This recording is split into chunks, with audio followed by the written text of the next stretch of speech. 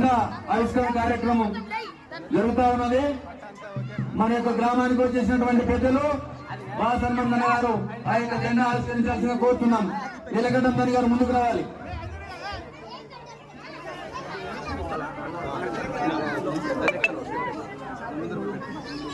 జై తెలంగాణ, జై తెలంగాణ. హనుమంతుడి నాయకత్వం, హనుమంతుడి నాయకత్వం.